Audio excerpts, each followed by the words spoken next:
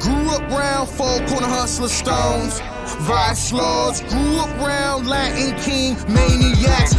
Yo, it's General Prolific. You now in tune to another episode of EO Radio. We are live and direct from ICS Records. Nexus, I love you, brother. This is our 9th episode, so I appreciate every every view, every share. Man, we've been blessed. I got to go down the list because, I came out of nowhere and people social sportsmen didn't have to. But salute to Vern Sr., Azaru, Nico Sweet, Two Girls in the Corner last week, Sykes Montana's next week. But this episode means the fucking world to me. We have a Tampa legend. Wow. Not just a Tampa legend, but I heard the rumor is went number one UK top 40 twice, went number one South Africa top 40 twice. I seen the Spotify plaques. I seen the YouTube plaques. Tampa will win is in every artist, every event I go to's promoter's mouth because of this man right here. Wow. The one and only Pusha Preme. Jesus Christ. Salute my brother. That's a hell of an intro. Honestly, man, this means a lot to me too, because this is actually the first time we're even gonna be conversating. So when Next hit me with you was coming on, I think you saw the Denami short talking about how Tampa needs to support each other, caught your eye. And the fact for you even to make a text or make a comment or even say, show interest in the pod, man, means the world to me, man. No doubt. I like what you guys are doing, Big Tampa Media. And the Tampa will win, just for those that don't know. That's big shout out to Pro Major. He's the one that put me on with the Tampa will win.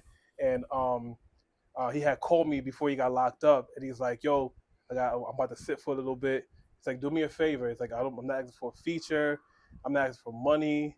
I'm not asking for nothing else but for you to make sure that you keep that Tampa moving going. Wow. And I was just like, yo, not for nothing. Like, I come from, with me coming from New York, one thing that I always felt like I didn't really understand was like how the boroughs would separate one another. Like it'll be, I'm from the Bronx. I went to school in Queens. So it's like I see the division of how people feel about Queens, Bronx, Brooklyn, Staten Island. Should get heavy. So it's just like, if you have a state like New York that's doing that, and you have Tampa that's smaller than New York, and it creates separation, that's wrong. So, I come from, my family's like really big on connectivity and connecting people, and I feel like Tampa's a melting pot. It's the home of second chances, and why should we create division? I feel like this is like right now out of all the cities and subdivisions in Florida, come on, Tampa's the best. Come on, you know what I'm saying? We have multiple beaches. The homes is here. You can literally come here, start a business, and flourish if you understand Facebook marketing. Just simple Facebook. I've seen it so many times. I've seen somebody come here. Shouts to the Barrera Bros. Yeah. I said it right? Yeah. So, I remember when he told me that he was going to do it, he did it, he flourished. When I came here, I started my Tampa tees, right? Just Tampa t-shirts. And I originally only did it because I had got locked up, and then the judge was like, I needed to come up with $3,000 in a month. But they took my whip. So how the fuck was I going to make money? And I created a Tampa tee. You made 3 stacks off the shirts to pay your... Get the fuck out of here. That's hard. I remember I was working with Propaganda. Shout out to Propaganda, because that was the home team. And I was telling them, like, yo, I want to make Tampa merch. And they're just like, nah. I'm like, no. I'm going to make sure that the Tampa logo is going to be the new Yankee sign. Come on. I remember how the Yankee sign was the only unification in New York. So you can have the Tampa sign. So you can have the Yankee sign in Brooklyn, Bronx, Queens. Yep. Sometimes not Queens because they have the Mets. Yep. But still, like, people still wore it. Athletes wore it. Rappers wore it. It even transcended into like people that's not from New York. Like the Yankee fitted or the Yankee snapback was like. Yeah. So I'm just like, why Hov famously said, I made the Yankee hat more famous than the Yankee can. Yep. So like I was like, I want to do the thing with Tampa because like everybody I know that came here to Tampa, this is like their new America. You know what I'm saying? It's kind of like how Marcus Garvey felt, kind of like how Columbus, not that I celebrate him, but how Columbus felt. Like anybody that came here and was like, thank you. And Tampa saved me. I came here and I had to restart from New York. I came here with nothing. So let's get into that. So when because I thought you were from Tampa, to be honest with you. Mm-hmm. When did you come to Tampa? 2015. Oh, you haven't been here. Oh, I thought you was here a lot longer than that. Well, Oh, I wow. came Okay. here. I came here originally in 2000, and I bounced in 2009. I went to college in Mississippi. I got hurt playing ball, and I went to New York. And then New York was just like B-ball or football? basketball. Okay, you like smooth over there. You hooping. Okay. All right, so wow, in 9 years. So when did the three stacks for the shirts happen? 15, was that 15? 16. That was So 16. Okay. 15 is I was kind of getting together, and then I moved back here because my daughter was going to high school. So I had a kid when I was in high school, so she's going to high school now, and I was like, yo, I understand, you know, I'm not like trying to like put one above the other, but in my opinion, I feel like the hardest position for a woman is a black woman because it's like they have so much against them. So I Yes. didn't want her to go through high school and not have like that father figure back in her because she wanted to move to New York, and I was like, Yeah. nah, yo, like New York is like it's not a place to raise a kid, in my opinion. You know what I'm saying? So for sure. it's It's a just- perfect segue to my first question, actually, Mhm. talking about your daughter. Oh, okay. So in the song "I Think I Need My God," you discuss wow. the issues about having your child taken away from you. So you being a father, obviously, your child means the world to you. The thought of losing your child, Yeah, that was a fucked up how situation. wrenching was that, bro? It was fucked up because like it was like I was doing everything I could do, but I feel like people wasn't understanding the fact that I was a kid. Yeah. You know what I'm saying? Like I was trying to graduate from high school when the shit was happening, and I went from being this like megalomaniac individual that was from New York. I was still working when I was in high school. So I was working. I played. Did you have your father? No, I didn't. So automatically you're already didn't have that example of how to raise a child Yeah, no, I didn't. I only had from a male perspective. from a male perspective. Yes, I only had my mom and fucking Uncle Phil from Fresh Prince, and Carl from Family Matters. Yes, sir. So during that situation, I was just trying to do the best I can do, but I'm still trying to like control the emotions of like what's going on here. You know what I'm saying? One of my most tragic memories, I'll never forget the shit till today.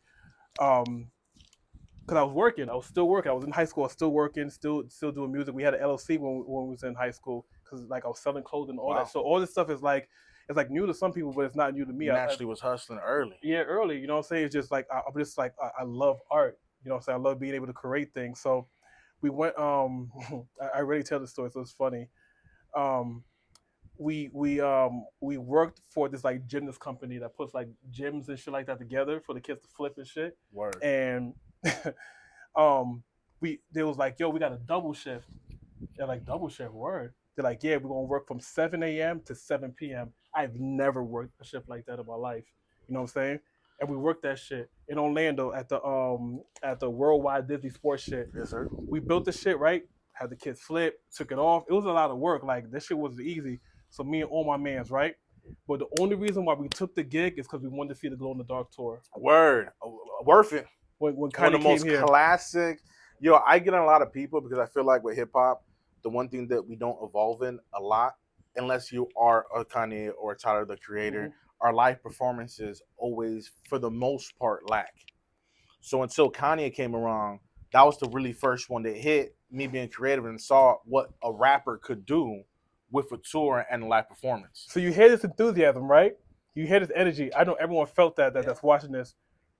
Boom, we drive back. Orlando, mind you, because like we're still in high school. I'm the only one at a car at the Malibu. Drive everybody back. We hyped. We listened to Graduation the whole time, like 7 times. Yes, sir. I get that phone call. Diapers, daycare, boom, boom, boom, boom, boom. Shit. That money gone. I couldn't even go. Yikes. And I had to sell my ticket.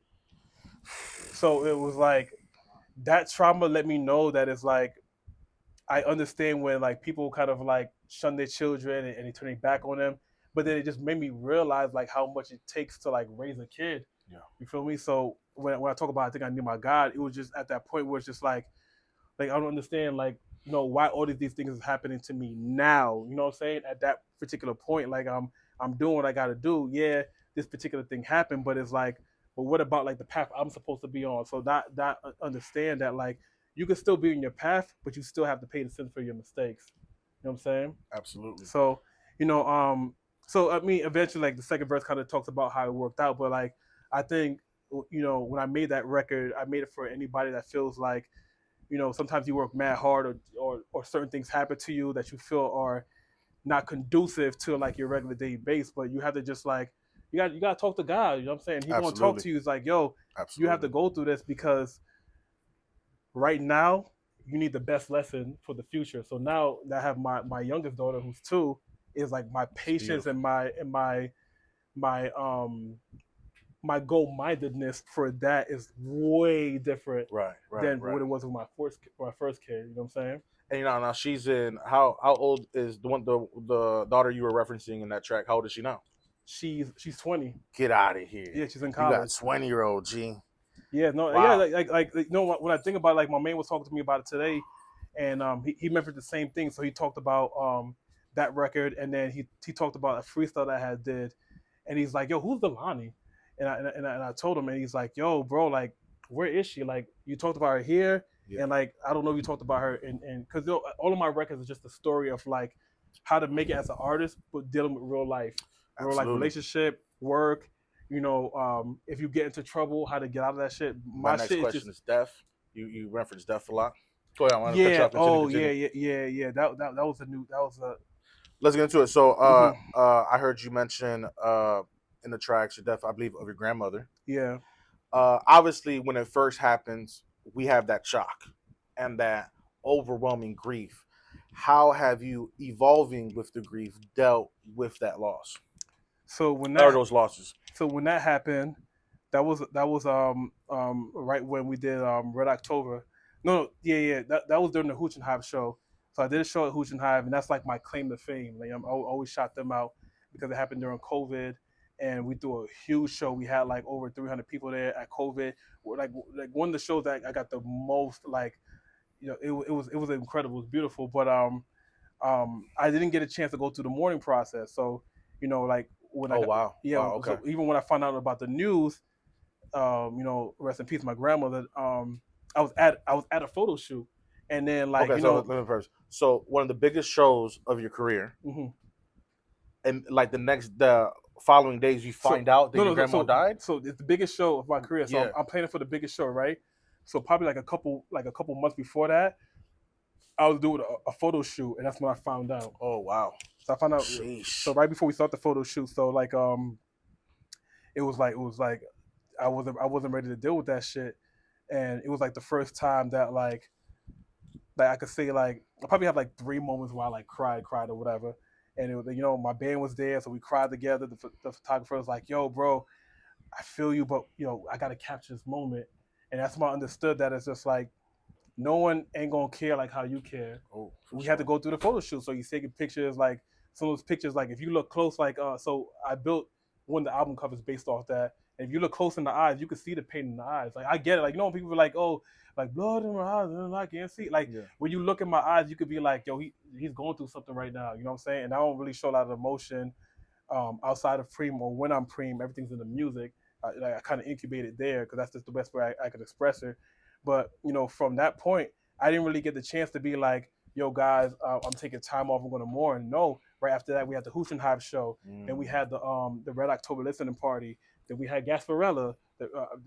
I'll probably say it in wrong order, but it was like But this one shit's popping. show. Yeah, Yeah, this it one was shit's like popping. I couldn't do shit. So when I made Red October, um, that's when it was kind of hitting me. And then um, yeah, Red October, it was kind of hitting me. Then I linked up with Theo. I signed to do Aristic Global, and then one morning it just hit me out of nowhere. You know what I'm saying? Yeah, you can try to run from it. It's just gonna catch Yeah, I up had to the you. waterworks, Yeah, and then I yeah. understood. So you know, I'm big on research. I started researching like what is mourning, what is this, like why? Because I'm a very emotionless person when I'm not working on like music. Like Mm, for me, everything is just mechanical. But that's how I've been raised. You know what I'm saying? yeah, I'm black yeah. in America, so it's like take care of your family, do this, don't complain. You know, depression's not real, all that shit. Because like in my culture, you know, I'm African, so you say you're depressed, you're still going to school. You know Oh, what for I'm saying? sure. Yeah, yeah. Yeah. We don't process depression in the proper way.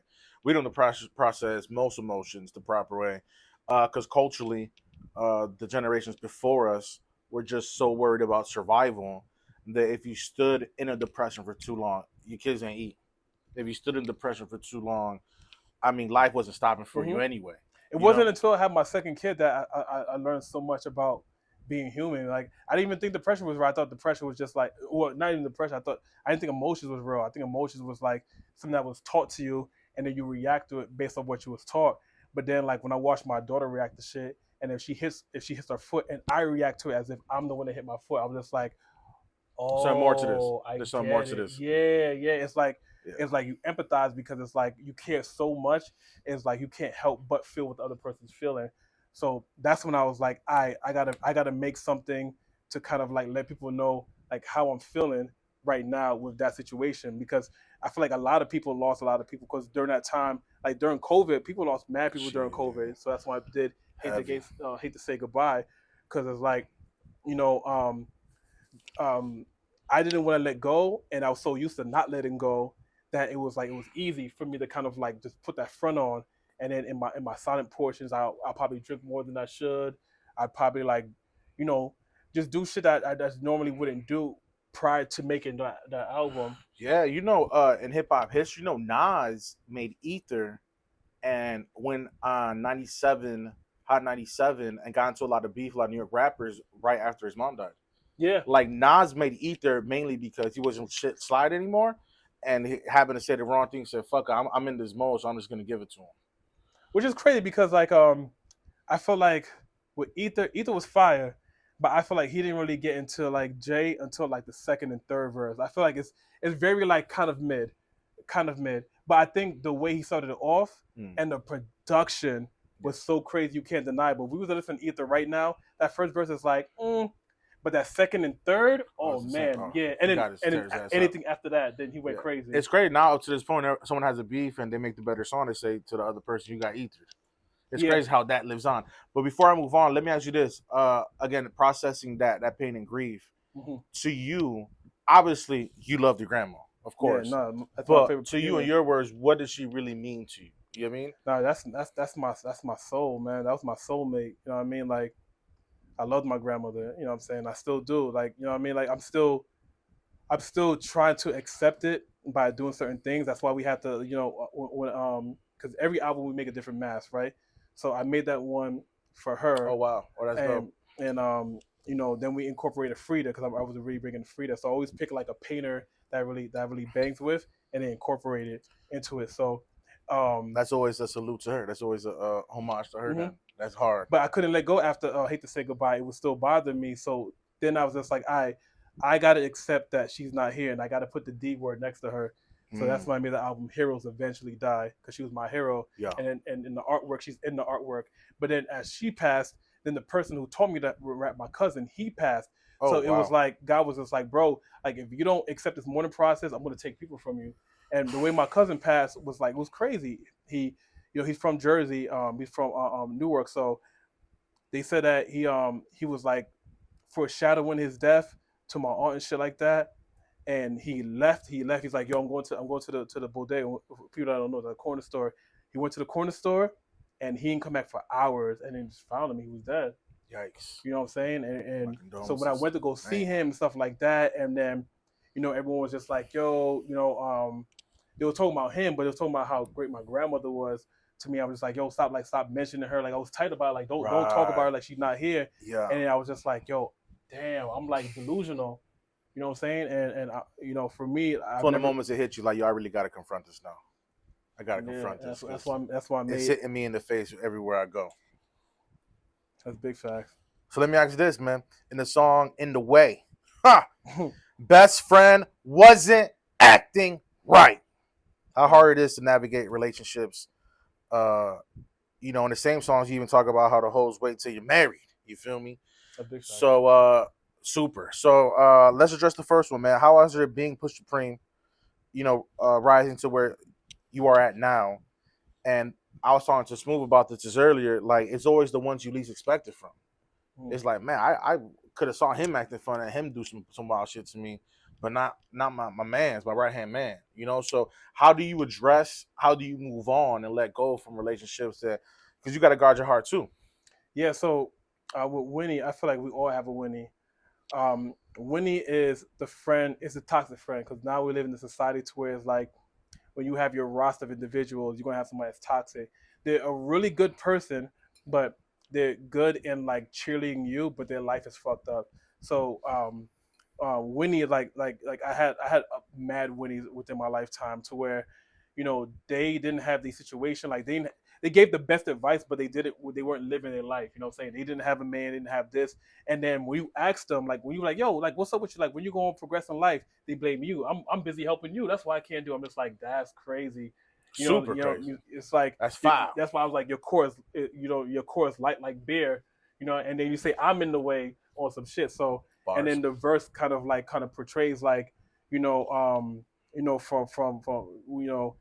the achievements, right? And then like, accepting the passing and then not having the kid, not cross the other side, and then now they're saying that they still love you and stuff like that. So now that's always real shit. Like anytime I put anything on wax or record, it's a testimony to what I'm going through because for me it's like I'm not really big on the fabrication because when I was coming up, even when back in New York, like we looked up to so many different artists who was living that life. It's like who like it would behoove me not to fucking like speak my truth, and it's so much easier. You know what I'm saying? Like I can say it, like when people are like, oh, do an acapella, and I recite it. I recite it so well because it's like I remember it. I can recapture that moment because that was happening. For sure. You know what I'm saying? I remember when they were just like, yo, like, yeah, you married, everything's gonna be fine. It's okay, it's okay.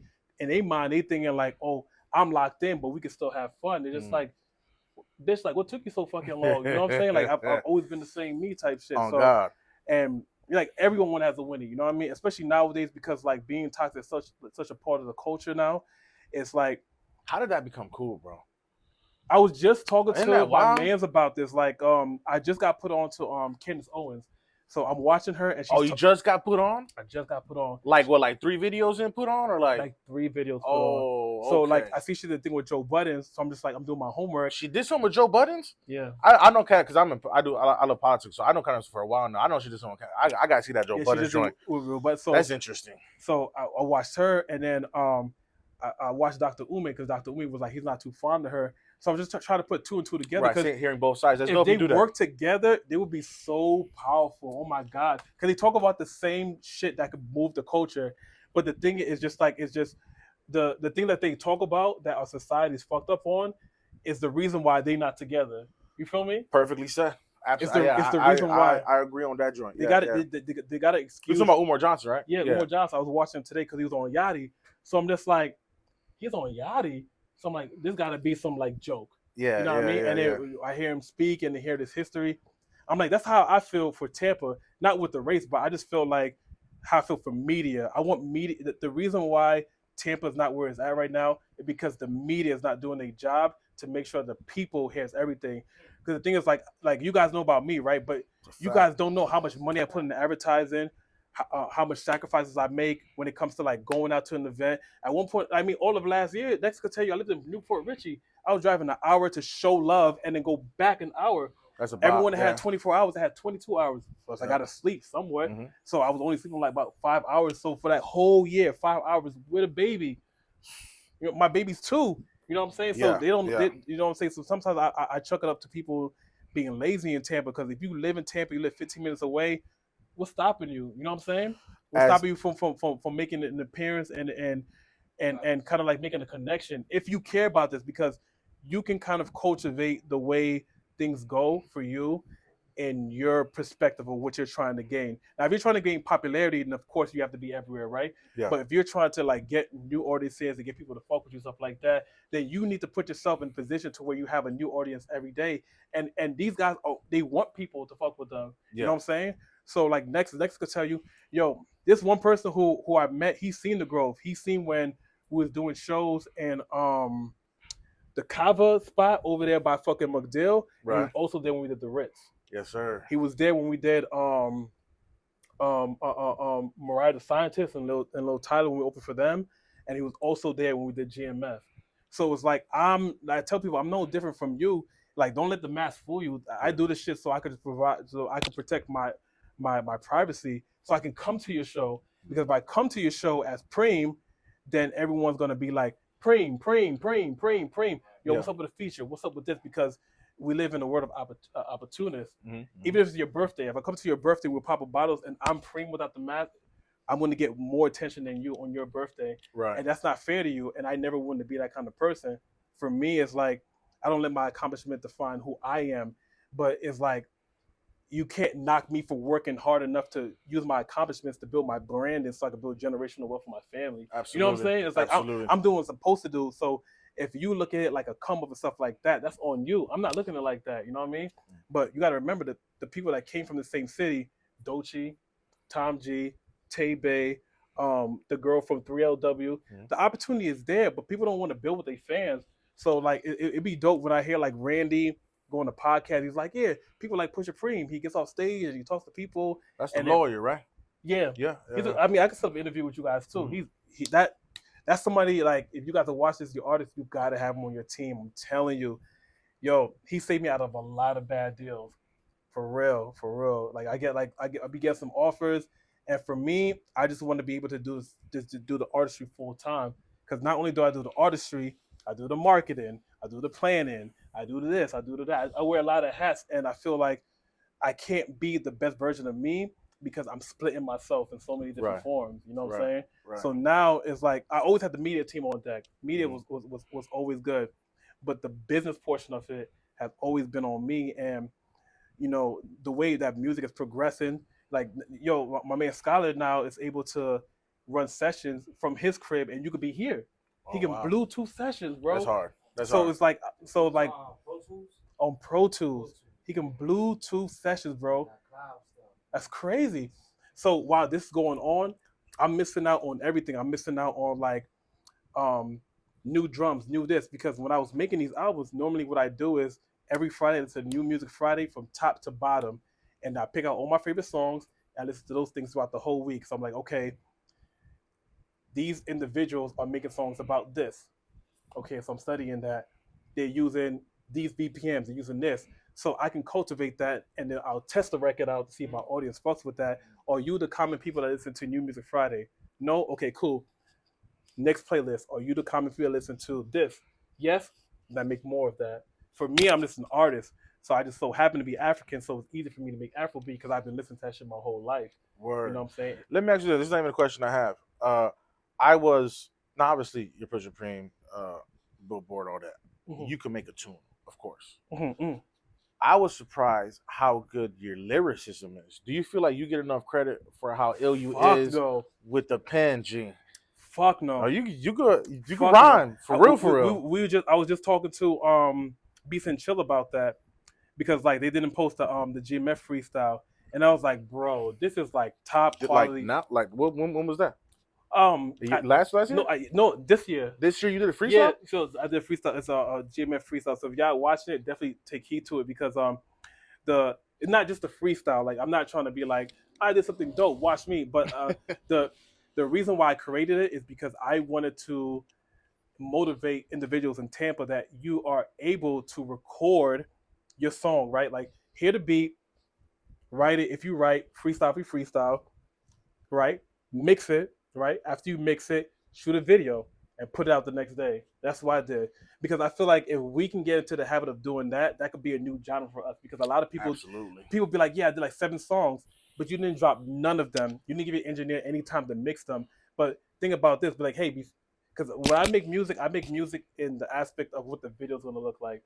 So if you guys could take it from that aspect in Tampa, because we need something different for the audience. If you could take it from like, what is the video going to look like, and make the music for the video, that could be our thing to do. Listen to the man, because if you see his visuals, you do a great job with the visuals. I appreciate it. The team. Do you feel like that has helped you reach your success as fast as you reached it because your visuals are that hard? Yeah. Oh yeah, definitely. Like, shout out to my media team. Like, shout, especially like people like Fetty, who he comes to every studio. He makes sure he takes pictures. So like, I can kind of just like gauge him and put him out and stuff like that. Because the joint, when you got all the knives pointed at you. So I'm glad that you brought that up, because Beat and Chill brought it up too. So that is kudos to Zay Dizzy. So when Zay Dizzy was working on the marketing for us, because he was like, we were just testing certain things out, and we ran into the video. That video is from some German guy. That's not my video, and that video is almost like 4 years old. Okay. But it was so dope, and the song fit it perfectly. Yes, sir. Perfectly. We hit him up. We was like, "Do you mind?" He's like, "No." It's like, "I like your stuff." Yo, salute to Holmes. Yeah, shouts to you. He has like a German name, so I can't really pronounce it, but we already spoke. Yeah. We know the vibes. So he was like, "Hey, when you want to do a video, let me know. We'll fly you out here to Oh, that's hard. Yeah, he's like, we'll fly you out here to. I think it's from Ireland. We'll fly you to Ireland, and we'll do the same thing. But that video was like $7,000 for him to do. But the fact that it's like it's like when I went to school, my thing was just like theater and in English. So there's a segment that talks about that. There's two bees that's crashing, right? And they put different songs behind it. It'd be like dun, dun, dun, dun, dun, dun, dun, dun, and it'd be like like a plane. It'd be like oh, but it's like music creates the soundtrack for whatever we're watching. For sure. So when he picked that song for that one, it fit perfectly because that's the theme. And then when he heard the song, he's like, "Yo, do that," but I was already off that because when I was making that music, that's when. So what trickled down to me making "Hate to Say Goodbye" sonically is that when I got the Don Toliver feature. So I got the Don Toliver feature. I got a leak, right? So my man hit me with the leak, and then I did my research to find out who was producing the leak. And I was like, "Yo, what's up? Like, yo, can I use this?" And it was during COVID, so no one knew COVID was gonna bounce back. Right. He's like, "Yeah." He's like, "Yo, give me X amount, and then we do it." Boom, sent it. Because during COVID, everybody was getting money. However, you was getting money. We're not gonna get into that. That part. And at that time, I was getting money. So boom, sending that, got it, recorded it at Benton Records, and then we put on Apple. Then me and my wife went to Hawaii on a trip, and that shit got 56,000 Apple streams in one day. Early. I got a DM from Cole Bennett. Come on. Cole Bennett hit me up and Cole Bennett, which is Lyrical Lemonade, if y'all don't know. And God, is it Taz Taylor? It was a group chat. I remember. I think his name is Taz Taylor. I got to relook. My bad, y'all. The liquor got me fucked up right now.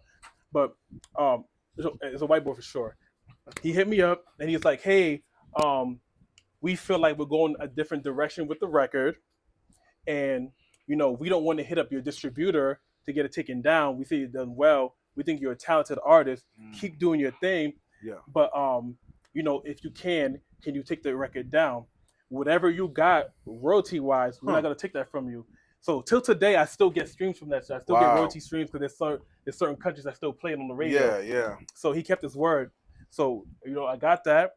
I took it down, and that's when they put Roddy Ricch and the other guy on Gunna, and they changed the whole record. Wow. And then they added to it. So I was watching the YouTube. So they got the beat, homie added to it, and they ran from it. Word. So when that happened, I'm like, I'm like nice. 7 degrees separated from Travis Scott. He's one of my favorite artists. Right. So that's when I started making that style of music. Yeah. So I can get on Cactus Jack. Right. So let me ask you this. Let's take like a Tyler the Creator, right? He did Igor, which is a super experimental, dope ass album. And then he came back and did the DJ Drama, where he just straight spitting, talking about your ability to spit. Is there anything in you see in the future where you like, know what, I'm just gonna make a joint where I just give him these bars? Hell yeah. I don't know if Drama charged Tyler. I don't know what the situation was, but before I'm out this game, I'm definitely gonna make sure I get a Drama one, because I think that's the one thing that I don't get a lot of kudos on is the bars. You know what I'm saying? It's like there's a lot of bars, even in Winnie. You know what I'm saying? Like that's how I grew up. I grew up in when I started music, I started music doing poetry because I was really shy. I wanted to talk to girls, and I used to use like metaphors to like compare them to things, and it feels special. That's ill. And then the only reason why I got into rap, because when I went to Wharton, they were battle rapping, and then one day someone had mentioned me, and I was just like, "Yo, what's up with that?" And he's just like, "Do something about it." I'm like, "Oh." So then my cousin had came down from Jersey, and we used to watch this show called the Lyricist Lounge Show. Oh, for sure. And legendary. He was going back and forth, and legendary. He was a big Eminem fan. That's hip hop shit right there. For that whole semester, because he was supposed to go to school with me, for that whole semester that he was there, and a little bit of summer, he would battle me every day. So I was taking the metaphors from these poetry and then turning them into Oh, lyrics. you were sharpening your sword. Every day, and he was coming every day. He was coming at me. So You was then I in was the just like, dojo with him. yeah, and that's how that's how the bar started coming out. And like every fucking even the feature records, I make sure that it's like there's gonna be a stinger in there. Yes, sir. You know what I'm saying? No, it won me over. I'm not a capper, bro. Like I enjoy your music, but I couldn't call myself a fan. When I started doing the research, the bars is what got me. Oh, thank you, man. Appreciate On that. God, bro. I was like, yo, That this makes- nigga could spit. Like he can make them tunes, but don't get it twisted. He can spit. Me being a person who makes music too, I just peeped it. How hard is it being faithful? You say you were married. Mhm. Mentioned in the song, these hoes wait till you married. How important is it to you? How hard is it? And what advice do you give to those who do value marriage and want to be faithful to their girl? So with you referencing that song, the next line after that is like Christian's Bale in the Dark Knight. So it's like Another bar. for me it was like it's not as difficult because like when me and Ange, we connected and we kind of made that commitment. For me, I didn't look at women as vain as I used to look at them. You know what I'm saying? I learned a lot about myself when I moved back here, and I got humbled because in New York it was like, what I'm saying, even in college it was just like it was like running amok. But then like when you meet somebody who like You found real love. yeah, because You found actual love, yeah. She played the hard to get game, right? And then when I got it, and then when I see like all my peers and like how they kind of navigate through shit, I feel like when I made the decision to be Preme, I knew that like I had to be like disciplined. The only way you can make it in this market in Tampa, you gotta be fucking disciplined, and it starts from like the things that hold you back the most. And in my world, right, it's video games and women. It's not the drugs. It's video games and women because when you really fuck with a girl and stuff like that, you will end the studio time early to spend time with a girl. You know what I'm saying?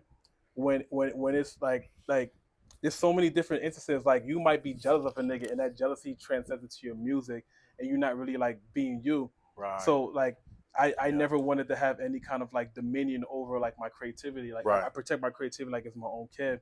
So for me, it's just like I see the beauty in women, stuff like that, but it's like that's what I see it for. You know what I'm saying? Yeah, I'm like, yo, yeah. you're beautiful, you're beautiful, and I appreciate you, but I don't have to like do that because the thing is, it's not how it is like back then. Like before, you used to be able to kill, and she knew what it was. Right. Now it's like a kill comes with a receipt. Like you can kill something like 6 years ago, Yeah. and they'll bring it be like, yo, he raped me. Shit. Whoa, I did what? Yeah. And I seen it happen to like one of my good friends, Mike Mass. You know what I'm saying? Like, it was a situation to where it wasn't what she said it was, right? And then she, the nigga got canceled, and then it happened to like another nigga as well too. It almost happened to my man Matt Hall. So it's like the thing is like now you gotta be careful. Yeah, and also in the era careful. we in though, there has to be no like I feel like, and this is just me. Look, I was raped when I was a kid. I was molested various times. Oh shit. You know what I mean? So I went through that drama. But there also can't be a thing where every victim is right. Just because someone says they're a victim, we just can't say, oh, they're a victim automatically. And there was an era, yes, men's were pieces of shit. They did a lot of pieces of shit things in the industry. And those who really were pieces of shit, they got what they deserved. But in the era we're in now, there has to be a shift to where we actually put under a microscope what someone says before you ruin someone's whole life. Yeah. So for me, it's like you feel me? I can't even. So take it's the dope. Risk, You're being you're being smart. God bless you. Salute to you. That's great. I can't take the risk because and like continue to be that way. You know what I mean? I don't know. Success for you. But I just feel like in the people you just mentioned, I knew that man. You know what I mean? I brought beats from Lele. You know what I mean? I met him on the tail end of him leaving. You get what I mean? And I'm not gonna get into that whole thing because then again, look at us now. We got to be afraid to be canceled. We must speak on it. You feel me? But for me, all I'm saying is that I see a lot of brothers go through that. We're a lot of guys in here, and a lot of the girls I fuck with, they're really vigilant about that too. Like like they stick up for a lot of their niggas friends, the people they with, because someone has to speak up on it. You feel me? Yeah, no, and I feel like yes, there's pedophilia, there's predators, things like that, but the thing is like when some of these women and they come out and they speak right after like a large amount of time has passed. Some of it they can't cap that is like influenced by somebody that doesn't like that nigga. So if this nigga's pillow talk with you and it giving you the battery in your back for you to do that, yes, that would have happened. But why didn't you say something back then? You know what I'm saying? Now the thing is like now when and most victims take forever to speak. Yeah. And I think that's very statistic. Well, there. Okay, and I'm not knocking that because I didn't know that statistic, right? Yeah, but at the same time, though, it's just but like what you're saying is true too. Both things are true, bro. Yeah, what you're saying is true. For I don't know, in my world, yeah, I would take it to the court before I take it to IG. Man, on God, no, I agree. You know what I'm saying? No, I agree. I'll take it to the court, and if I wasn't getting what I was getting from the courts, then I'm taking the IG. And you know what we were talking about with Buddy, Mike Matt said plenty of times, I would go to the police station with you. Anyway. Yeah. You know what I'm saying? So that's the reason that why happened already. God bless Buddy. And, and every party in that situation, I wish them all the success and so forth and so on. You know what I'm saying? Many blessings to y'all. But that's the reason why I stay favorite, and because it's I work so hard. I'd hate for that's all it takes, bro. Like a one night stand or a slip up to destroy everything I built. You know what I'm saying? I feel like out of a lot of people in Tampa, I have the cleanest face. You know what I'm saying? I do good business.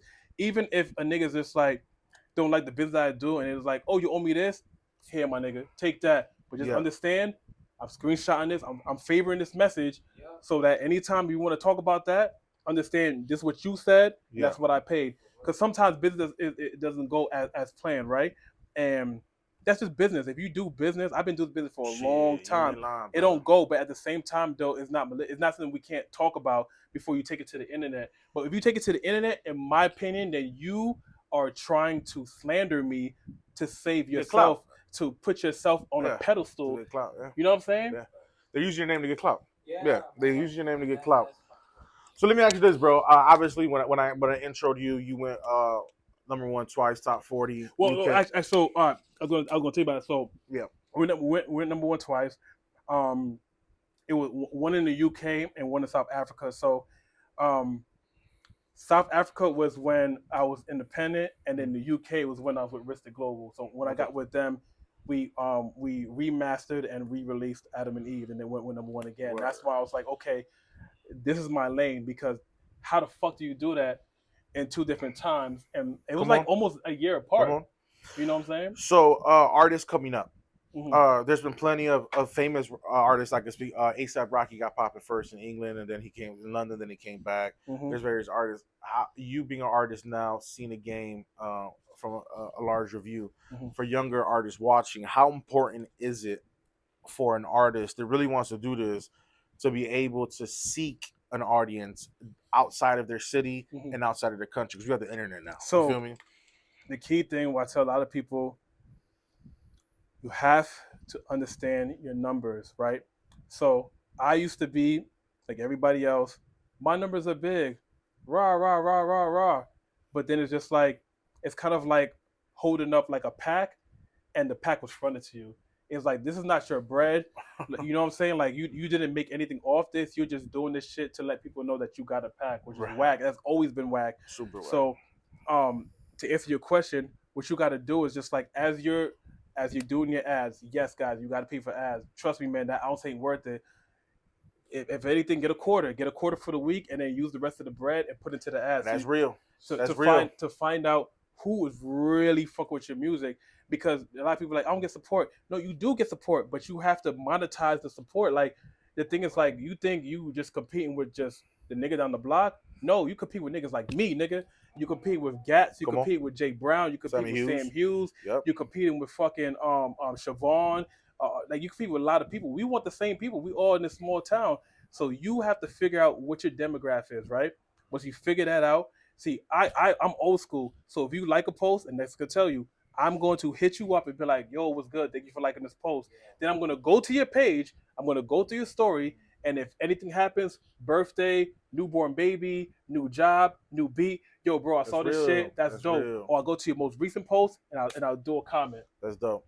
You know what I'm saying? Real. That's real support for your fans, So man. the thing is just like, if you take the time out, and cool. But if I do that, then I know that if I'm like, hey, I got a show coming, you're gonna pull up to the show. Yes, sir. And then Nexus could tell you when I do a show, it's not like you come to a show and you don't get entertained. I don't, you know what I'm saying? And I don't knock anybody that does this, but the reason why I bring it up is if you want Tampa to be bigger than Miami, Orlando, Jacksonville, then you have to put more thought process into the entertainment of your show. I could pay $10. I can go to Piranha. I could do a sink or swim. I don't know if they still do that, but I'm just giving an example. Yeah. I get drunk, go home, and I have the time of my life.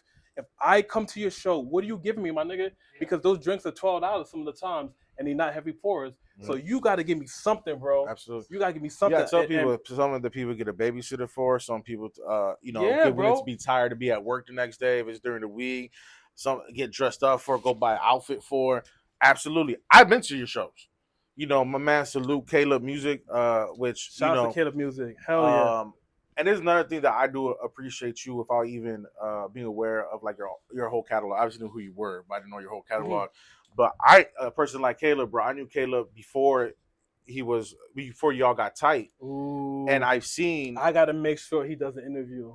Oh yeah, yeah. That's my man. I'm calling him right after this interview. Yeah. I want to know his past. Like, we kind of dive into it, but it's just like he just feels like he's been through so much trauma. He don't want to give me negative energy. I'm like, bro. Oh, don't get me wrong, I'm not his best friend. I just knew him when he was just doing his like Sunday driveway shows. Okay. I had a crew called Rich Stakers, and he always wanted us to go out there. I had to work on Friday, so I was never to go. But me and Caleb, the reason why I go to your shows was to see Caleb perform. You know what I mean? Seeing him and the relationship you guys have had, and your ability to care about an artist, not like try to be like big bro, little bro shit, but basically, care enough to be like, you know what, be my man on stage with me, perform with me on these shows. You care sincerely about the people you fuck with. Yeah, I mean, and that's a rarity, bro. When we did the big show at the St. Pete Pier, it was over 5,000 people. He opened up with his record. You know what I'm saying? But I talked about Buddy's tough too. Everybody out there doesn't know who he is. This is not just him doing charity work. Caleb is a legit engineer, production. That motherfucker's nice. You know what I'm saying? Facts. Please tap in with Caleb Music. He's dropping an album called Pablo. Beautiful work. He's one of the artists that I know that is like his gift is in singing, but he raps. But when he raps, it's just like that pain rap. Like he got heavy. He goes through a lot of shit. And for those that don't know, St. Pete's a rough ass spot. Man, you know what I'm saying? I used to work at St. Pete. St. Pete is rough. Like that shit is real hood. So he talks about that shit a lot. And for him, I talked about it in the song "Give Up on Me." Like, my biggest goal is to make sure that I lock in with the bridge. You know what I'm saying? Yeah. So, yeah. But there's a difference, bro, between having someone around you to elevate you more, because they have because we all know people that have people under them and they take their ideas, their talents all the time.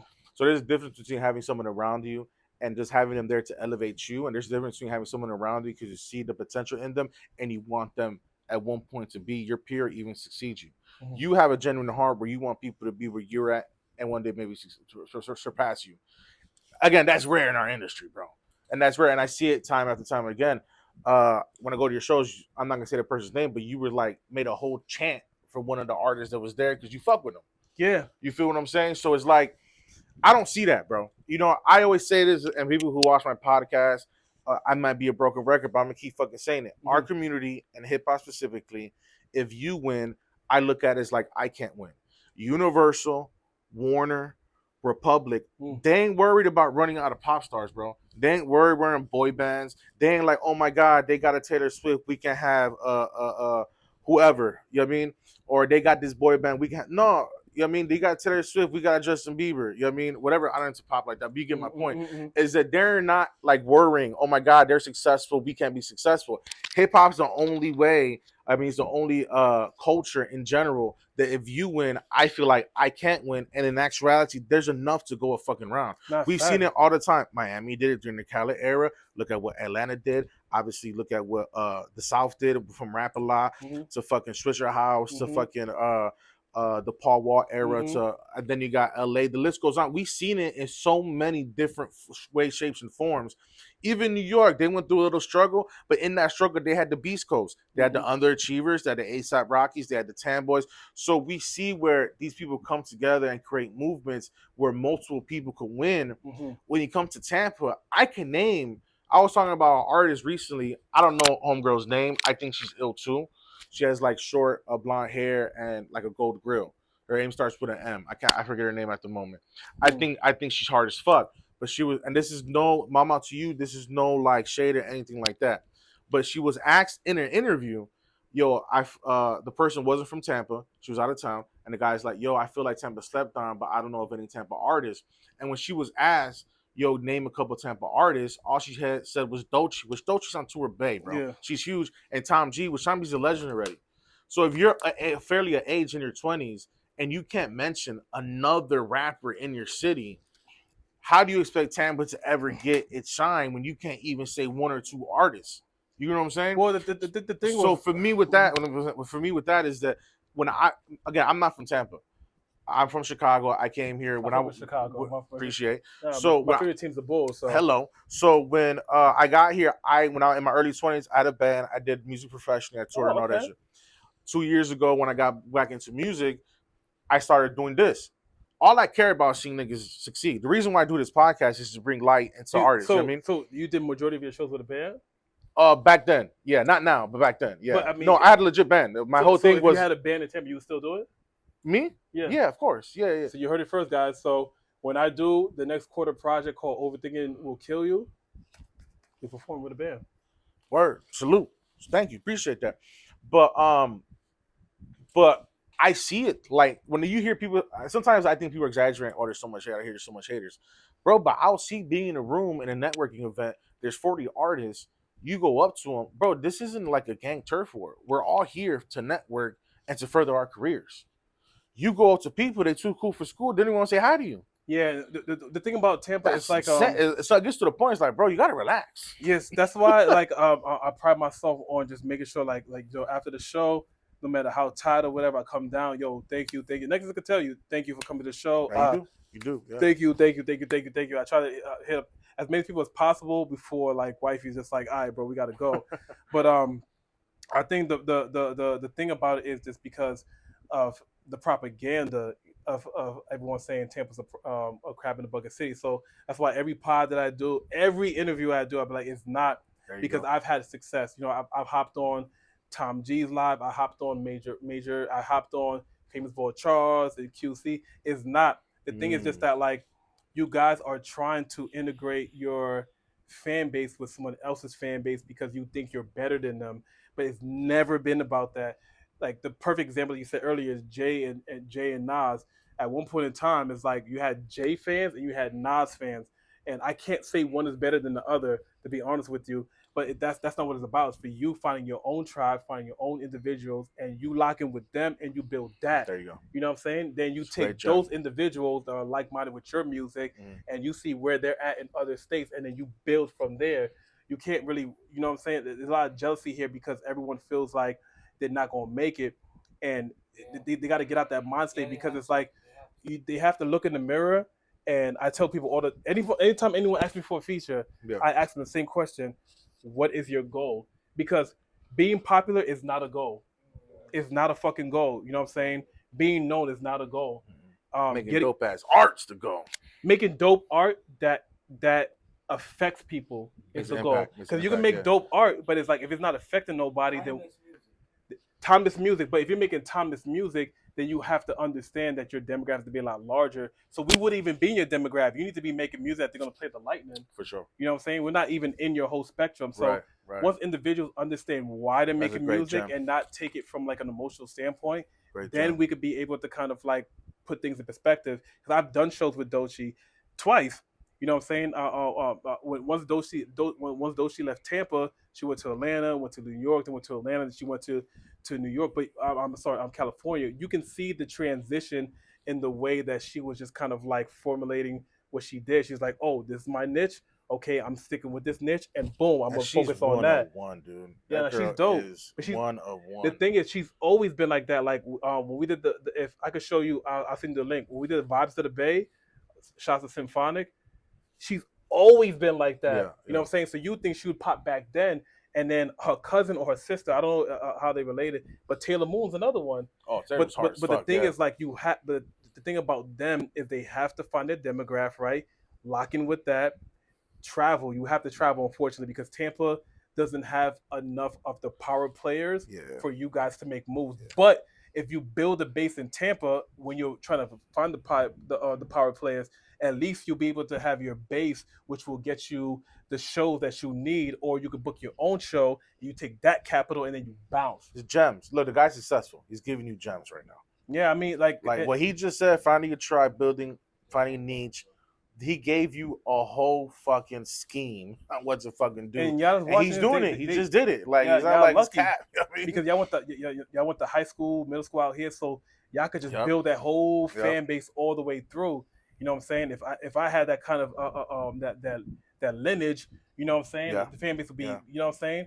But also, you know, the fact that it's like people know who they are. For me, it's a little bit harder, but I don't mind the challenge because for me, it's always about the music. Like I may be cold until I'm cold. Yeah. And when I say that, you know, I tell like a lot of my homies that they try to like put me in like the Tom and Tay B. I'm like, nah, I'm cold until I'm cold. So at one point in time, Cole was B. Cole was under Kendrick, under Drake for a long time. Now no one can argue that case that Cole was right there at A. You know what I'm saying? A couple years later, you know what I'm saying? Back when it was Born Sinner, it was B. Man. But now he's A. When that brother came out with that Bia feature, holy shit. Not only that, just like Johnny P with selling out tours. Oh man. And he deserves it too. He stuck with his sound. He learned how to produce so he can keep his sound. He's another brother to bring JID under that camp. You know what I mean? The list goes on. Speaking of artists and collabing, one of my questions is, explain the love and relationship you got for collabing with Wild Child Beats, man. Oh, so with Wild Child, I heard a story. You were telling a story about it. I'll let you get into it, but so I saw there was a relationship there. Yeah, there's definitely a relationship there. We're both like he was in the military, I was in the military. Wait, was Wild Child in the military? No, I'm thinking somebody else. I apologize. You were in the military? Mm-hmm. Like Army? What branch? Army Reserve. What was your MOS? 42 Lima and then 14 Bravo. Okay, salute. All right, glad around. All right. Yeah. Thank you. I went in one way and they were just like, nah, we want you over here. It was during that era, so it's like everybody was 14 Bravo. So 11 Bravo. So with him, what record was it? I think it was the record with Tay-Bay. I think that's the first record that we did. I could be wrong, so I apologize. But I do remember the first song that we made for the project. It was Desires.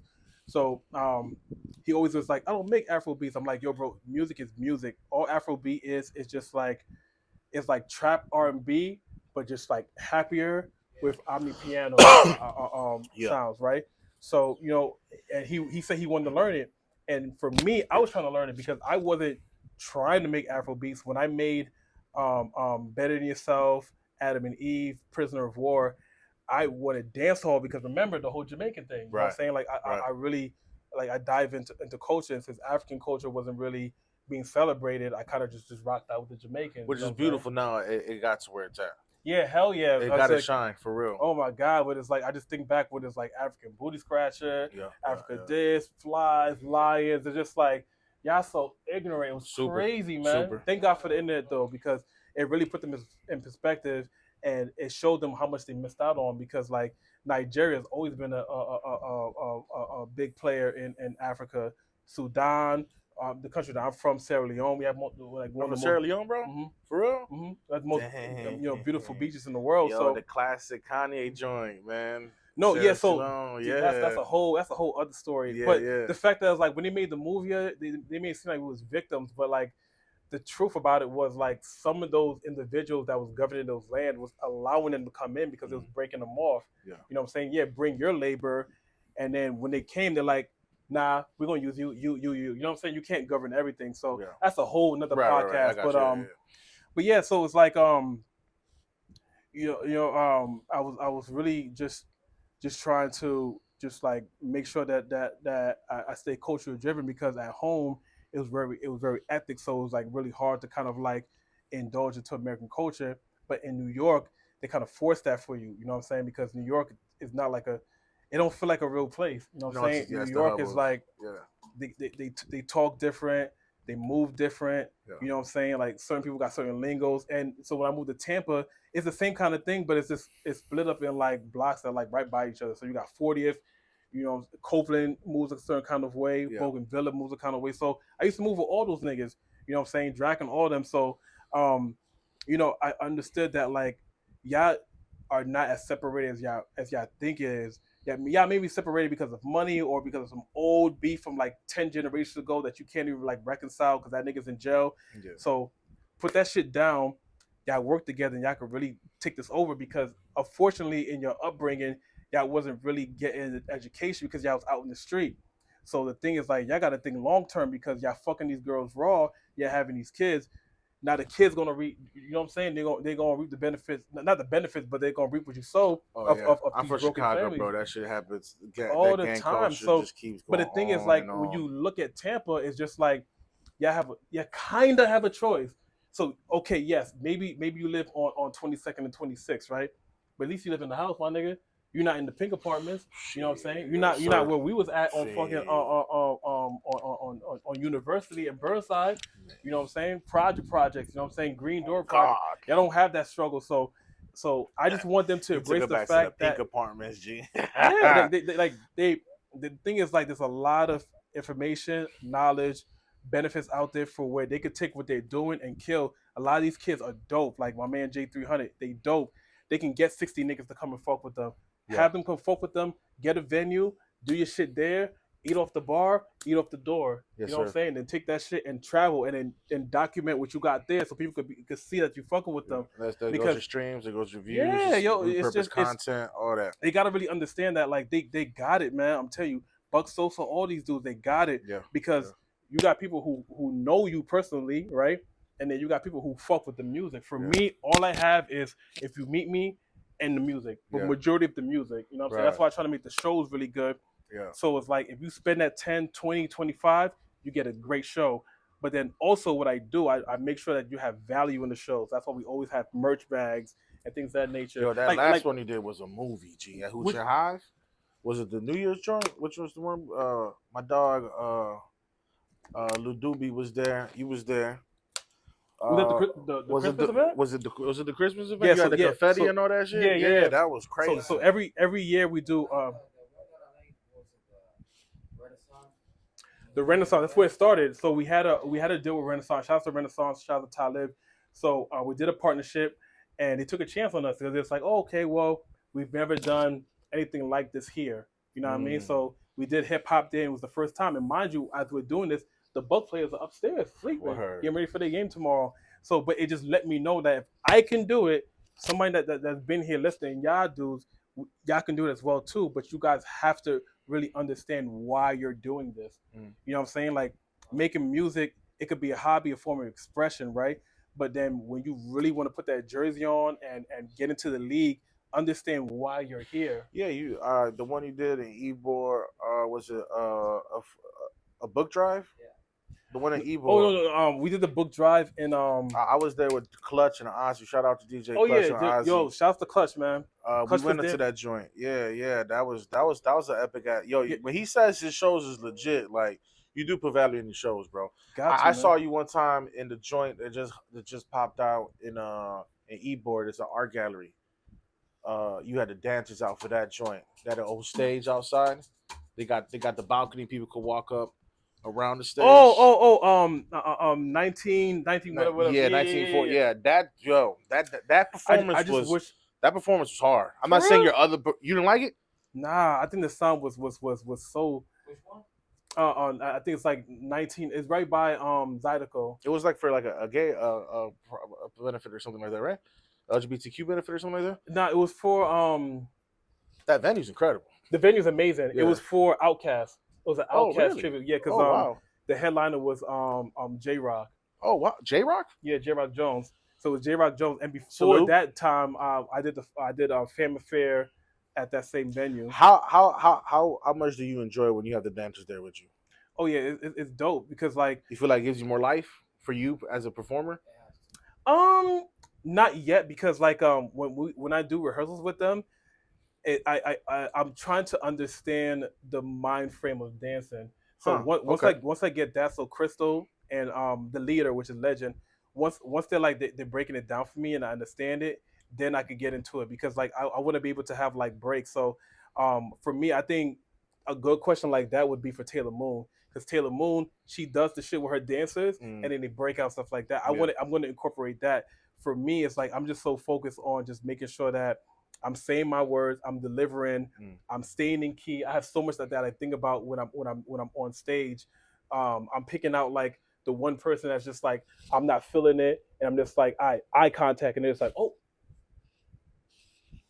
are you looking at me? I am, and I'm gonna spit these lyrics to you, and you're gonna feel it. And I need you to bounce. I need you to put your hands up.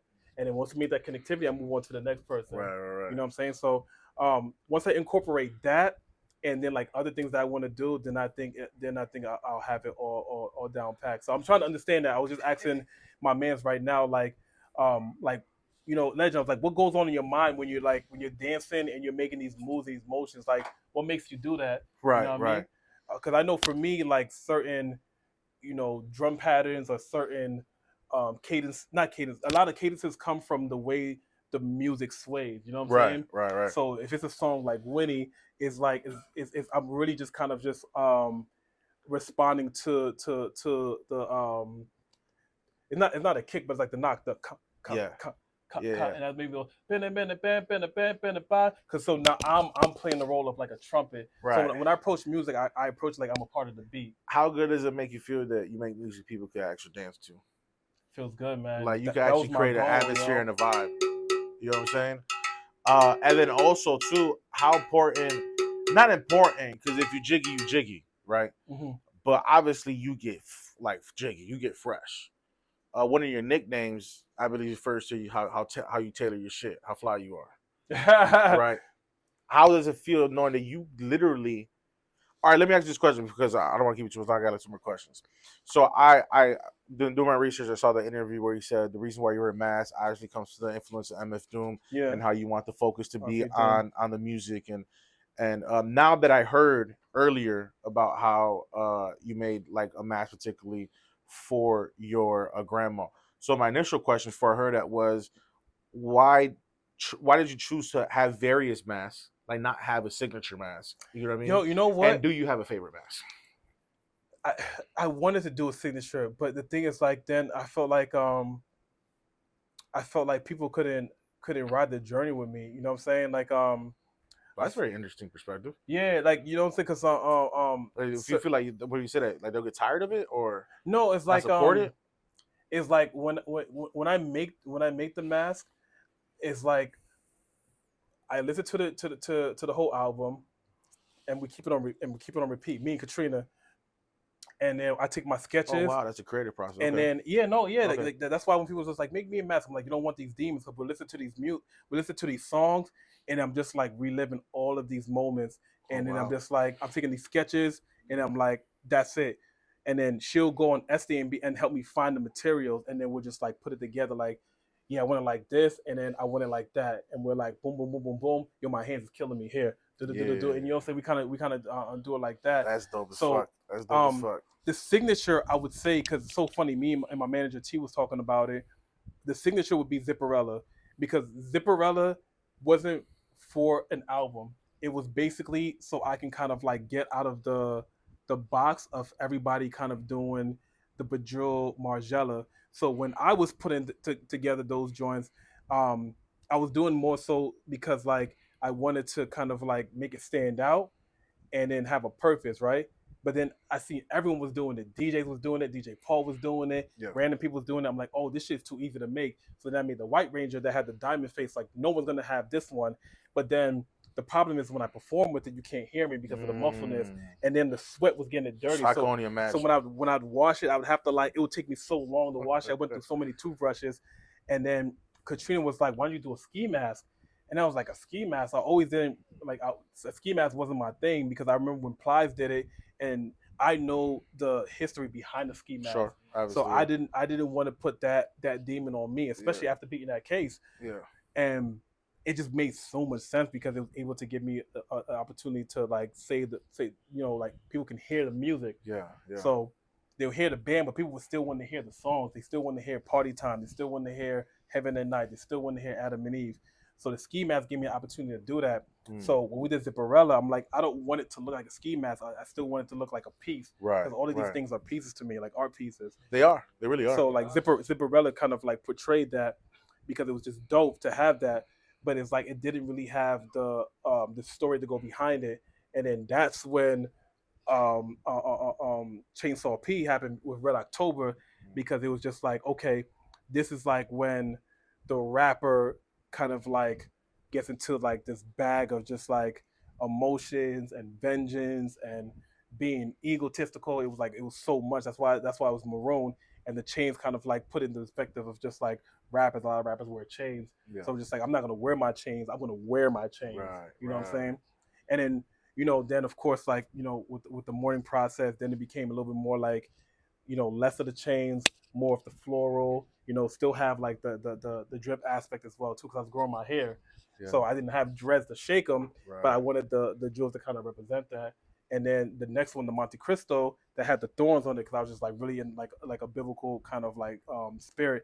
So that one we only did it for the listening party, and then that one transcended to the Monte Cristo Preme, which is more so like it had the cross, so it had like the kind of cross design and the owl. Because someone had told me I feel like your spirit animal is an owl. Okay. So I was like, so I did some research. Very powerful owls. Most people don't know this, but the reasons why eagles fly so high is because their only real natural predator is an owl.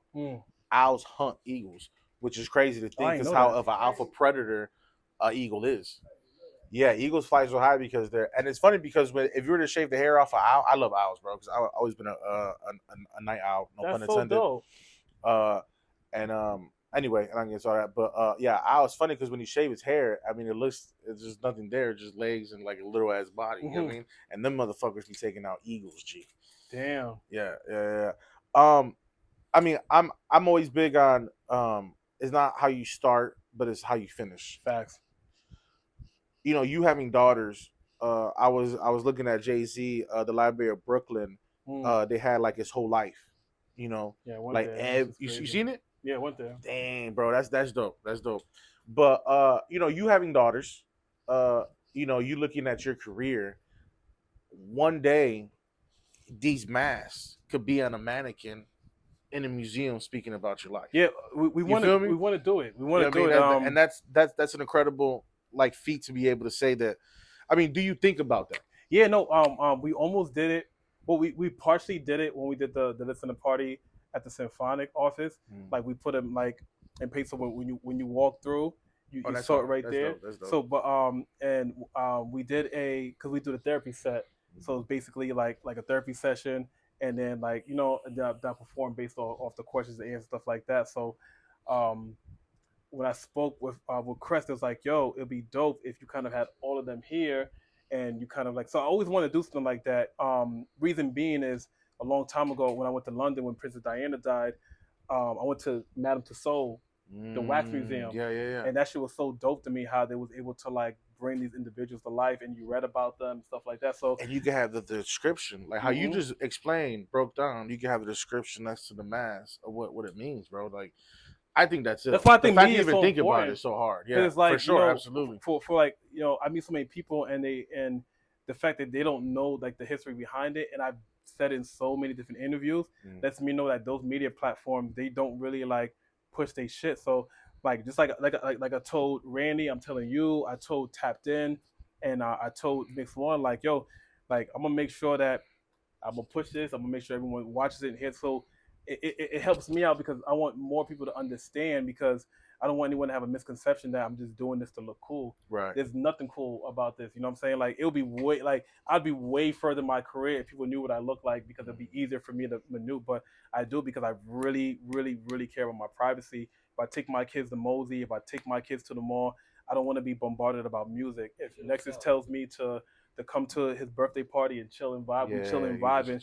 Because the thing is, like, I can't knock someone trying to be an opportunist, but they don't understand the concept of like there's a time and a place. We don't live in that respect era, and they're going to ask me. They're going to be like, yo, what about this? Yo, you got my email? Yo, what's your number? What's this? I got this idea. Can you hear this beat right now? Oh man. I'm like, you see, and he's seen it. Like, they do it to me as I'm Preme. Like, I had the beat ready. They do it to me as I'm Yo, they praying. practiced the speech in the mirror before they went to the party that went to the John, bro. And I can't knock them for doing it. Right, But but it's at the like, same, yeah, at the but same I time, understand yeah. that happens. So like, what I do, right? So like, if I meet like a fucking burner boy stuff like that, I don't use that opportunity for that. I go through the channels and I make sure I meet them on that level, so we can build something, because they know that you're not gonna be my friend. You just Yeah. want my clout. Yeah. At this point in time, it's like clout has become a thing that is like is aware. Maybe 10 years ago, no one knew what that was. Yeah. It's like, okay, he's fucking with me, I fuck with him. But everybody knows that they're doing it to the catapult of the next person. And I get it. I super get it. Do I do it? No.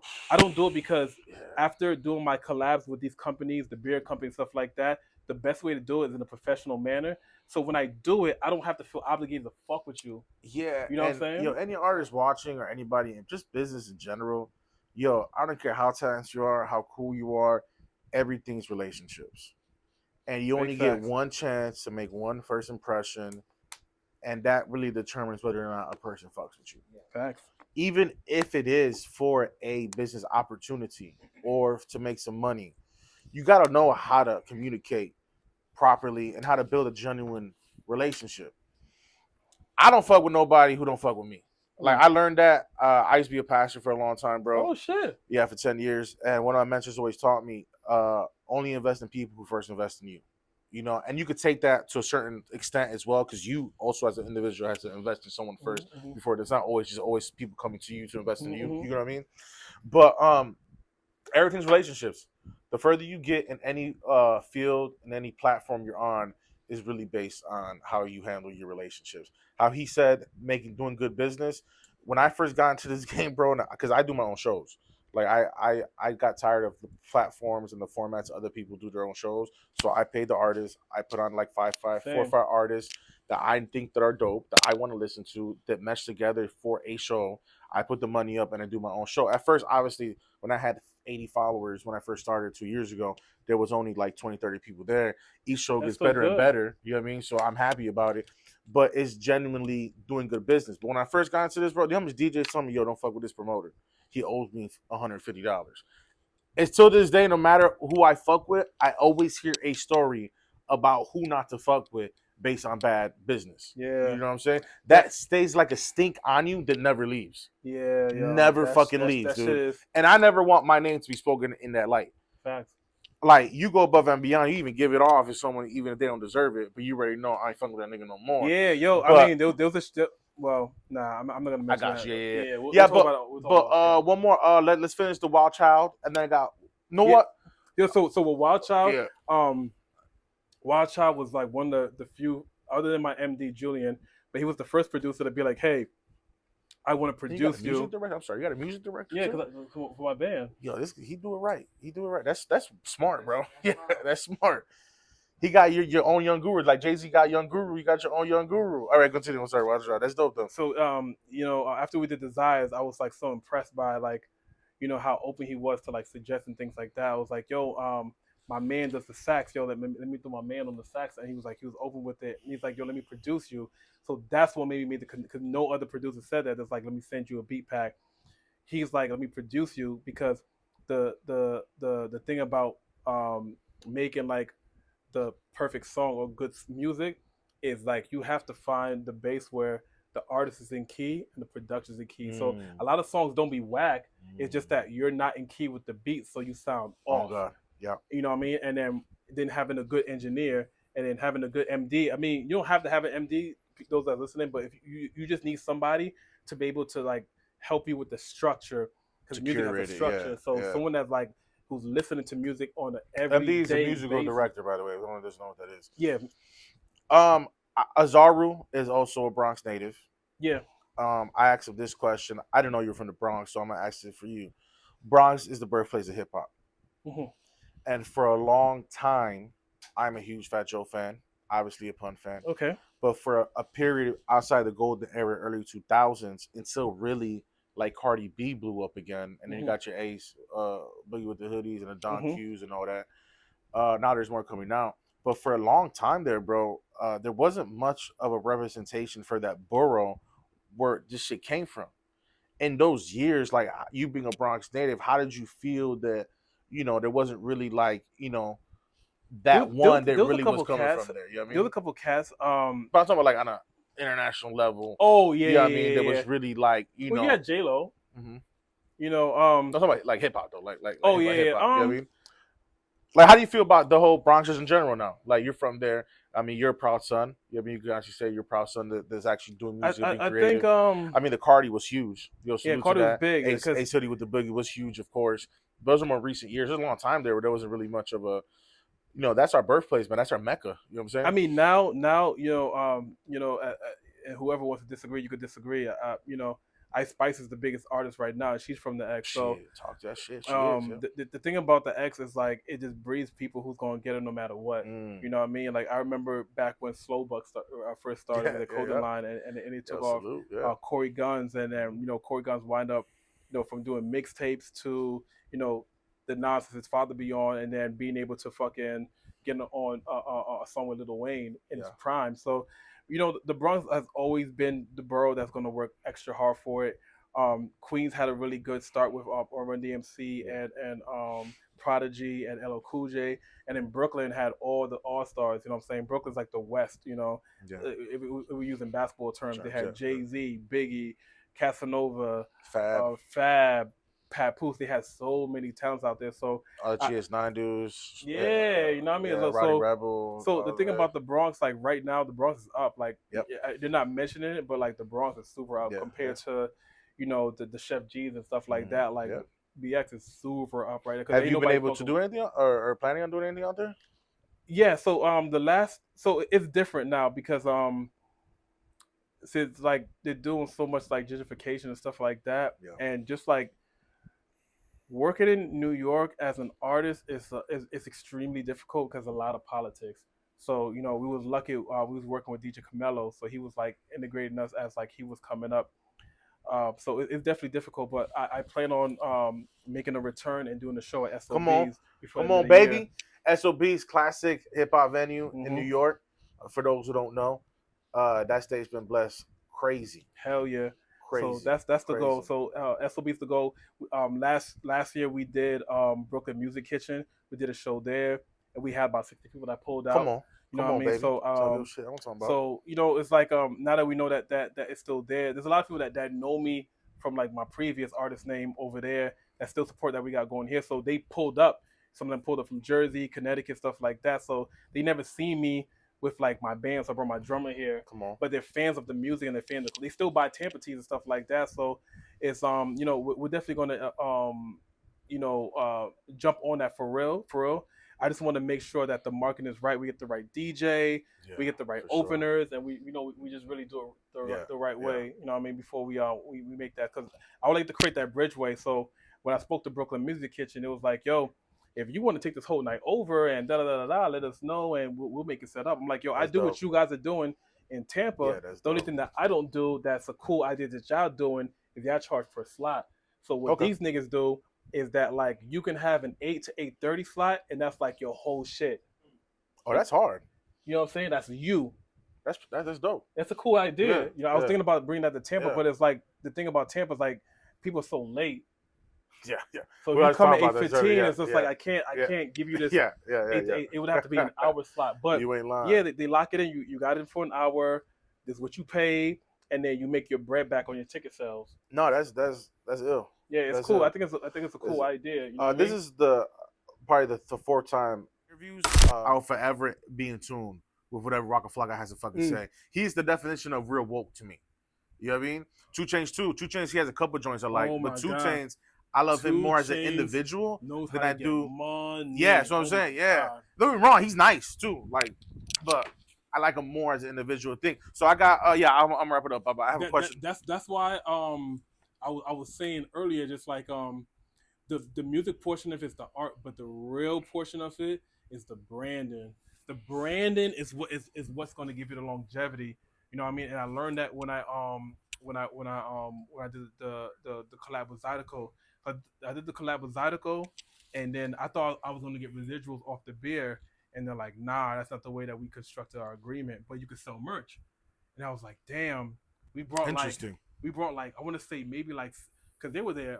Nexus was there. We brought like 70 people there, and Wow. like some people got free tasting of the beer, but mad people bought fucking beer. Right. You know what I'm saying? Right. So I was like, damn, yo, this would have been a come up. Right. And then I've worked with Doctor Spirits too, like at my listening party. Like That's dope. they gave me like 6 cases. Well, I'm sorry, they gave me 2 cases, and then you know we gave them out for free, and my bartender made bread and shit like that. It was like an open bar kind of situation, but I understand now where it's like, okay, I'm this big, so I can give you this free, so people can come and buy my shit, and Right. I'm this big to where I can't give you the water Yeah. from here, but I can give you another means of like making bread. So that's the way you got to do it. Like you have to really, really, really just take what we do from our arts point of view, and then expand the brand. Yeah. You know what I mean? Like Yeah. you can do it with shows and stuff like that, but like you're always going to be a slave to the venue. What Yeah, helps you gotta Russell find- out a lot is yeah. that his venue is his crib. Yeah. You gotta find. Yeah. Especially in this world, you gotta stay innovative. Hip hop is like NFL. They call it NFL copycat sport because once one team does a play, until the defenses adapt to it, everybody does it. That's true. So hip hop is the same way. If someone makes headphones, 85 rappers have headphones. Mhm. Everybody has liquor. If they become someone with a certain working with fear of God, now everybody wants to have a fear of God collab. Yeah. So forth and so on. Let me ask you this, Baba, so we can wrap it up. I asked certain artists this: if you could work with an artist dead, alive, and local, who would it be? Dead would be Michael Jackson. Alive would be Kanye or actually Travis Scott. And then local, local. There's this producer. His name is Caleb Ellis. Okay. He's a fantastic Salute, producer. Caleb. So and him. He's Caleb. from the soil. He's here in Tampa. Yeah. Oh, wow. And he has placements out here. So he does live drums wow. as a set. So he'll do his live drums and he'll scratch and stuff like that. He's really dope. Wow. I'll put you on to him like after live. Like, Yeah, I gotta he's really see that. dope. Yeah, I gotta see that. I mean, you dropped many gems. If you could leave a message with the audience, you know, when you speak, people listen. Mhm. Obviously, you're being successful at what you do. You love Tampa and the artists here. You show support to. One message you could give from the bottom of your heart that's just on your mind right now, as you're at where you're at in the game, where we're at as a society, who we are as human beings. Mhm. Is there any message you want to give? You feel like it's important? You want to say real quick? I would say 2 things that you guys want to do before you take this seriously, and one is just taking care of your crib and your well-being. Make sure that like you have a foundation to take care of your bills and your priorities. And the second thing is consistency.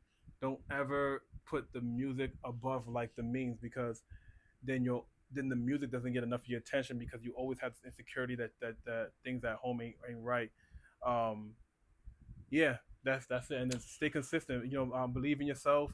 Like I said, when I came here, I was on my man's couch. I'm here constructing these masks, and these guys are looking at me crazy. I had to go through a whole rebranding. Shout out to Yism. Yism, he took me to the Chiefers and all these other venues and shows, to where I had to let the music prove themselves. And regardless of how I looked, they couldn't knock the fact that like the music that I was making them feel some kind of way. Word. And then then we started doing features. I started working with C Bain, and from there, throw your own show. So I tell a lot of individuals that hit me up and like, yo, book me for a show, or I can't get no shows out here. I'm telling y'all, because I used to be y'all. I know it don't seem like that now. But throw your own shows. But when you throw your own shows, make sure that the residual that you're getting from the show are all great business practice. Just you know what I'm saying? Just treat it like a pack. You know what I'm saying? If you need a trap house to put a pack in, be like, yo, am I paying electricity for this joint? Is this my trap? So just make sure that you guys just do the due diligence, do everything. If you don't know, chat GBT that shit. Like, yo, how can I throw my own show? And it'll tell you, throw your own show, stack the bread, take that bread, put it back into the market, and so you could do another show. So my first show, I tell the story all the time. I did an Iberian Rooster. I only expected like 30 people. 50 people pulled up. right? No, 50 people bought tickets, and then 80 people showed up. Come on. And it's just like I didn't believe in myself because if I would have sold those 80 tickets, I would have made mad bread. Yeah. So I really just broke even. And from that, I was like, okay, that's what I'm gonna do. Then boom. Then from there, I did Crowbar, and from Crowbar, Huschen Hive to Renaissance, and then you know what I mean. Then it just exploded from there. Yeah, I'm not on your level, but anyone watching this, I not a millionaire. I was not known. I just started doing music 2 years ago. I got fucking 780 followers on my IG. I already done 6 shows. It is not hard to do. I just walked up to Hootenheim and said, "Yo, I've done a couple shows at these places. I want to do one here," and just ask the artist. Don't be afraid to fucking ask the artist. Again, these artists have way more clout than me, have way more motion than me. Artists want to perform. Facts. All these artists need to further their career as well, so they're looking ways to. No matter how big you are, they're looking for ways to get their shit out there. So you just heard it. He just did it. You just got to take the risks and be willing to fail. How I don't mean to keep talking, but I really want to say this to someone. I have moments, my moments, because I thank God I've been blessed with confidence, but my moments maybe 20, 30 seconds. I was talking to this in the last podcast, Serge was here, but there's moments where I have it's like, yo, what the fuck am I doing? I'm ruining my life. I'm dumb for trying to even do this shit. So as artists, as creatives, we all go through that shit. We all doubt ourselves. Oh yeah. In your times where you face that, how do you overcome it? How often does it happen to you now? You have a wife, you have kids, you have to secure their well-being, so forth and so on. You said that's the first thing to do, which is wise to make sure your crib's good. But like when you go through your down points, how do you rewire that shit and say, nah, I'm that nigga and I can do this? So when you guys are making music, right, it's always cool to keep a core group, right? You want to keep like the engineer's number, you want to be cool with him, and then you want from my demographic, you want to keep at least like 2 females, you want to keep 2 males, and you want to keep somebody who doesn't really listen to your genre, and then send them the songs and ask them for their feedback. When I did That's very vulnerable. Yeah, Wow. when I did Before I Say I Do, I did a post up. I was like, hey guys, I got a new album that I'm working on. It's not that long, pause, but if you want to hear it, let me know. Then everybody DM me. And I was like, yo, all I ask is like, if you listen to this project, to give me your feedback via video, and I'll give you like $10 lunch on me. Oh shit, you know what I'm saying? So it's like so I compensate you for your time. That's all. And some people took the bread, some people didn't take the bread. And then when they give me the feedback, now I'm able to be like, okay, now I got the confidence, because now anytime that you feel like you're not confident, revert back to that video to where they tell you about your music and what songs, and then now you're like, okay, I'm only going to make songs like this, right, until I build more of a fan base, right, and then I'll switch my style up. How's it important for you to not take negative criticism personal? It's easy because I come from a basketball background, so negative criticism always going to come. So people's going to be like, you heard that? Right, but negative criticism is always going to come. Yeah, it's always going to come. Someone's always going to feel like you nice, but you're not that nice. It's always going to feel like, yo, you could have done this better. But the thing is, what helps me out, and I feel like if you're creating music, right, and you can like understand, like when you're creating music, don't do it because it's cool. I'm talking to the people who really love music, who can go through 7, 8, 9, 10 instrumentals, and it's not like a drag to them. It's fun for them. If you have a particular song that you like, that you feel, there's another person that feels just like you. Humans are not far apart. So I just kind of gravitate to the people that fuck with the same shit I like. So if you listen to my music, that means that you like self-motivation, right? You probably in a relationship or been in a real relationship. You probably have kids or nephews, and you like BPMs that's like 150 and up. Like you like those drums and things like that. Right. So I know those 4 factors are going to come to play, and those 4 factors, there's a million people that like that kind of stuff. So you have to really just understand that. You know what I mean? Like, not everyone's gonna like your stuff. I've been in conversations with people who think Jay-Z ain't the best rapper of all time. I have conversations with people who don't think Pop Smoke was dope. So, but the thing is, like, okay, they can feel that way, but there's other individuals. You don't have to be for everybody. Find your tribe, find your community, and connect with them. It takes time, but when you connect with them, there's a book that you guys can read. I think it's called like The 100 Fan. If you have 100 fans per quarter and they spend 20 with you, you're living. Yeah. you're living. Absolutely. You can Absolutely. actually create like a side career from that. Yeah. Then if you add 100 more or you add 25 more every quarter, you know what I'm saying, you can have 1,000 The fans in 1,000 like 2 fan years. rule. The 1,000 fan rule is legit. You actually could be. Yeah. I literally did. Could sustain for sure. I'll never forget when they tried to play me. I mean, I fought with QC Media, but they tried to play me and they put me up against like Tom G in some kind of like bracket, and everyone was clowning. And then they had switched it up to Tay Bay. And but that's not even. Yeah, that's not even anywhere near. Nah, but it's like the thing is like they couldn't knock it because of the Billboard, and it had the song with Don Toliver. Right. But then when they saw the votes were kind of close, they was just like, oh shit. So they started posting my shit more and more and more. Right. And then that's when me and C Bane we had the verses, and Tay Bay wanted to pull it up because he's like, who's this Preme guy? You got me going against him, and he heard it for himself. He's like, oh shit, I want to do a song with you. And then like, you know what I mean? When they go into the catalog and they see, they be like, cool, but we like the same kind of shit. Like, you know what I'm saying? Like, we like the same kind of basketball players and stuff like that. Like-minded individuals are in the city because Tampa's a melting pot now. For sure. More post-pandemic, even more so than ever. Preme, this was a sincere pleasure. Meeting for the first time. I appreciate how genuine and sincere you are, dude. Thank you for taking time out on doing this. It's General Prolific, EO Radio. Salute. Appreciate y'all. Make sure y'all like, subscribe, follow. If you're an artist and you want to get in this program, make sure you DM him or DM Nexus. And then, you know what I'm saying? Like, let's keep it going. Like, let's get more individuals here. Let's hear your story. I'm going to be watching. I'm tuned in. I'm a lifer now. Respect, baby. That's love. Salute. Yo.